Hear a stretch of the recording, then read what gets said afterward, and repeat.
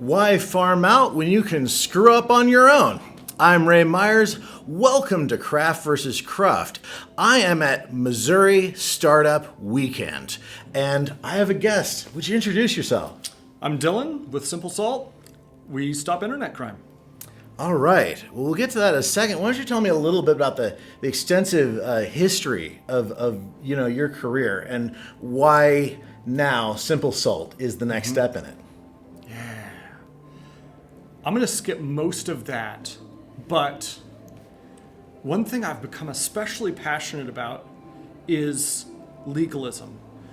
Do you follow the shape of success or do you follow the substance of success? I think people everywhere, like you go through diet fads, you go through, how many of us have been in a enterprise digital transformation office that implemented Agile or like TPS reports or all these like, let's do it the new fancy way. And it didn't change a thing because they only followed the shape. We'll come back to TPS reports because I've been wondering about these for my entire career. Sure. I think they were just before my time. But I saw them in Office Space. So you saw a lot of people following the shape but not the substance of success as they understood it. And is that why you started Simple Salt? Shape, not substance of success, Simple Salt? I mean, yeah, you got all those S's together. That was kind of lucky. I think in security especially, this is the Another biggest S? problem. Yes. Count it, judges. Good point. Security comes from a long line of IT departments blamed for when things go wrong and never credit for when things go right. And they have gotten defensive and they have learned when the survivors always just are the people who don't stick their necks out, who can defend themselves in their job. And it's created an industry that is not helping very much. And in fairness, I think they're still being held to unreasonable standards. So I really, I'm interested of late, based on my studies in like resilience engineering and safety 2 and things, about those elements of, the incentives that cause people to act out of fear. So I'd like to come back to that part in a second. That's led you to start a venture called Simple Salt. What does Simple Salt do? Sure. We help businesses stop crime. If they want compliance, if they want defensibility, if they want to prove that they did the right thing or not lose their job, man, there's a million firms out there. But the set of things that stop crime is very different than the things that are defensible. And so lots of examples here. I think probably too long for the scope of this show, but not many companies really want to stop crime either. Most of the incentives, especially public companies, for any individual leader making a buying or strategic decision, usually they're more incented to keep their job than they are to protect the company. But so I think you're talking about like the incentives of the company, as it were, right? Like the company does want to stop crime. The company does want to actually protect its existence, protect from various kinds of bad outcomes. These are security outcomes, quality outcomes, right. But the individuals somehow aren't. I think this is the paradox of human existence in like how we can see that there's a net advantage for all of us sometimes, right? But individually, we don't have an incentive to go for that advantage or that net advantage. And a lot of people bemoan this, but it's true. Like this happens everywhere. We call it tragedy of the commons. I have a phrase along these lines, and I probably should have incorporated tragedy of the commons into my messaging earlier, because this is an idea older than what we now call tech. The first tech maybe was fire. I say if you address areas of neglect, you're setting yourself up to be neglected. Like, or at least that's the default behavior. That's why people don't want to tackle the mountain of technical debt, of risk, of, is because, hey, it's neglected. So by default, I'm not going to get promoted for doing that. I can only have downsides. I can only get blamed for it. Already, by definition, where there's a pile of neglect, you'll get neglected for addressing it. But the way I try to square that circle is usually so much does that if you really have your eye on it, you can find such a low-hanging fruit that you manage to create an incentive that wasn't explicitly there. Like, I sort of see a deeper level of incentive. Like everyone was complaining about it for long enough, though, that they were still really happy that I did it. And an incentive will create itself. This is a bit of organizational finesse, right? But that's the best way I've tried to coach people of encouraging them, to give them the energy to do this. So tell me what your resolutions to this have been. I think you're exactly right. Like, if you want a business to succeed, or an organization or a team, you have to carefully set the incentives to what you actually want. And Amazon, in the book Working Backwards, it's like a book, How to Amazon, by some of its top bananas. And they are saying, like, continuous improvement is great. The Toyota, it's great.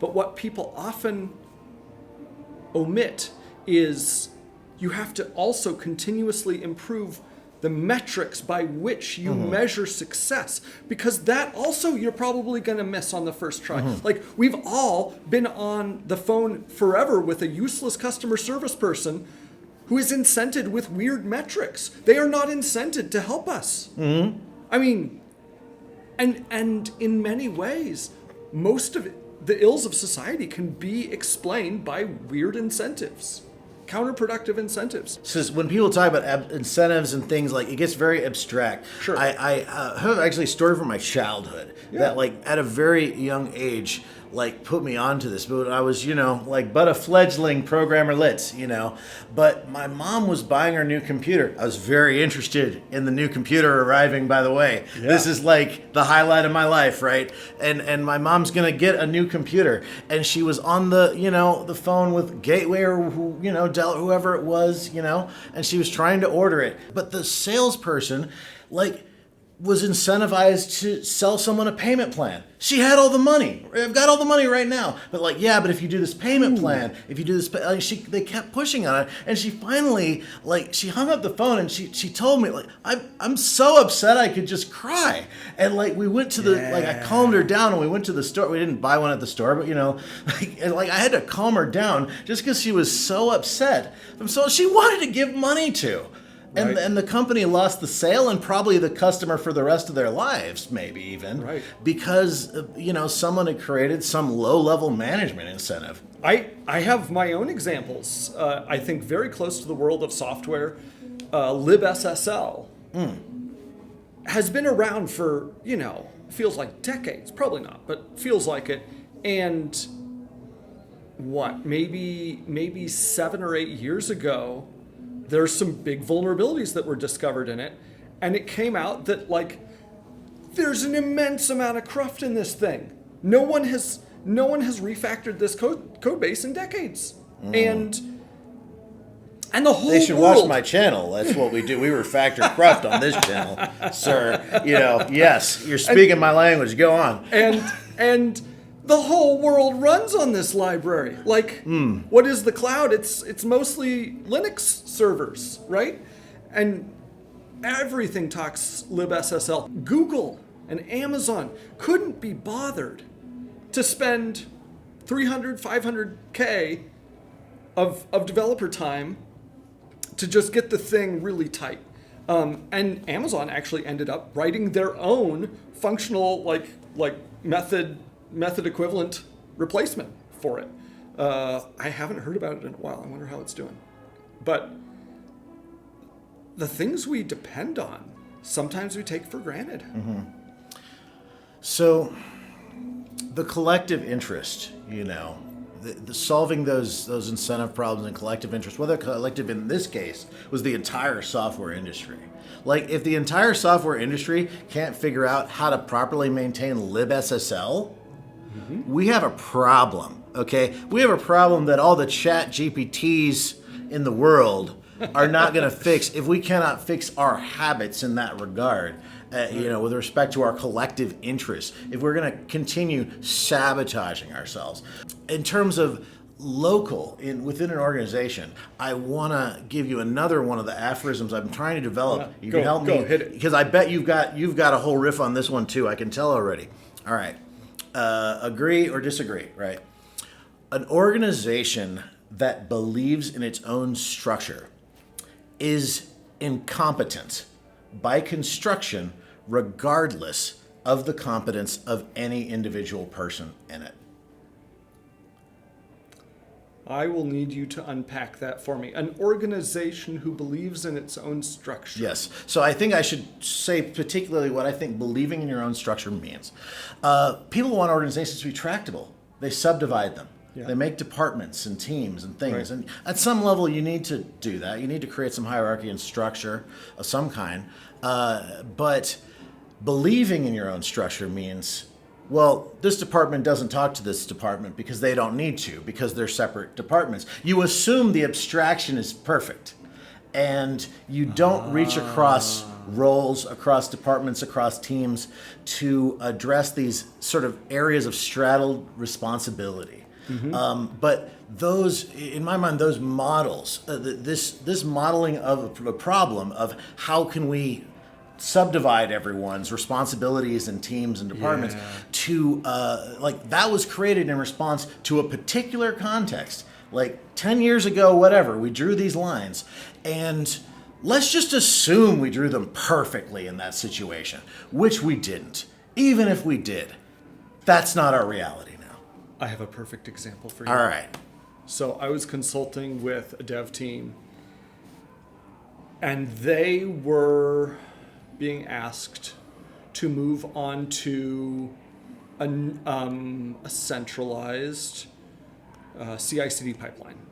And they had a lot of concern about it because they couldn't do all the things in the new CI/CD pipeline that they were used to doing. And we did some discovery, and it turned out their unique CI/CD strategy was built to handle an organizational flaw that their release management team 10 years ago was absolutely rubbish. So they did a branching strategy that had to be exactly aligned with what would be released, because they couldn't, dev was responsible for release management.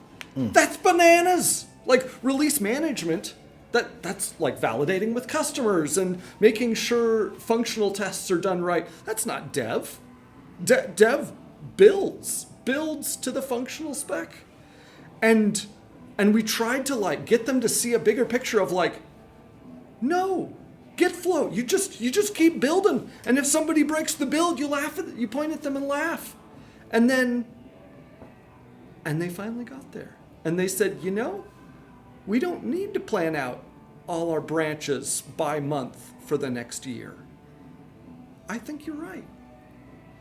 You eventually were able to overcome that situation, and I like devs who can test myself. Sure. So I don't want anyone to get that idea. But in terms of those entrenched assumptions, which had people sort of, chasing their tail for no presently relevant reason. Right. You were able to eventually overcome that, but it sounds like it was a lot more, effort to overcome that momentum, that inertia, than you would have rationally expected. Yeah, in reflection, this is not terribly unique. They were following the shape of success. They were afraid of doing it, of re-examining their assumptions, right? That takes time. It causes disruption. So I don't terribly blame them. So what advice do you have to people who are interested? The substance of success sounds pretty good. Yeah. You've sold me on substance of success. Yeah. What do I look into for this? Right. I write about it a lot on my personal blog.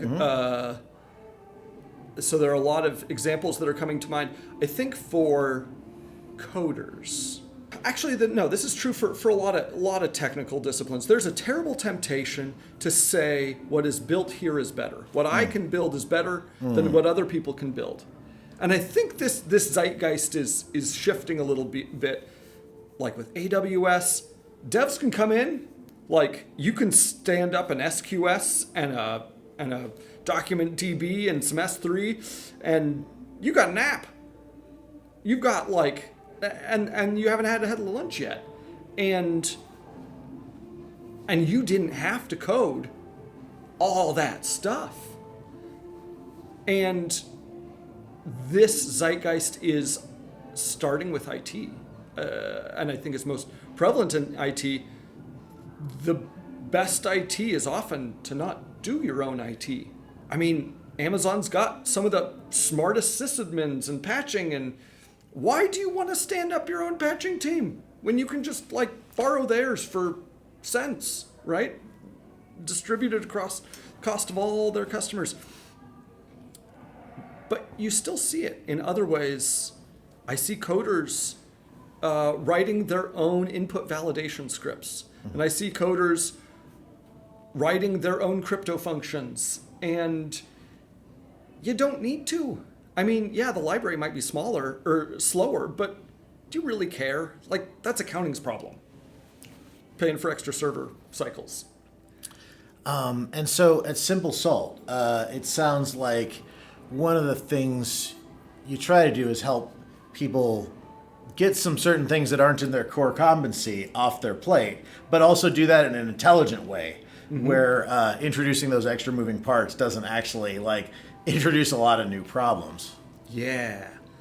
We are fundamentally a process design shop that delivers security value. You can go a long way with excellent coders, but if your build process is herky-jerky and messed up and like you get a lot of false positives from your code quality machine and there's arguments, you're still not going to get very far. You're going to waste those coders' excellent skills through poor process.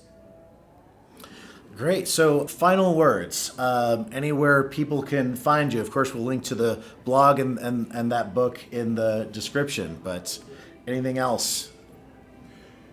Boy. So Simon Sinek got famous for saying, start with why. And I think that is the path out. That is the path to escape trying to follow the shape of success. Because when you ask why am I writing this crypto function?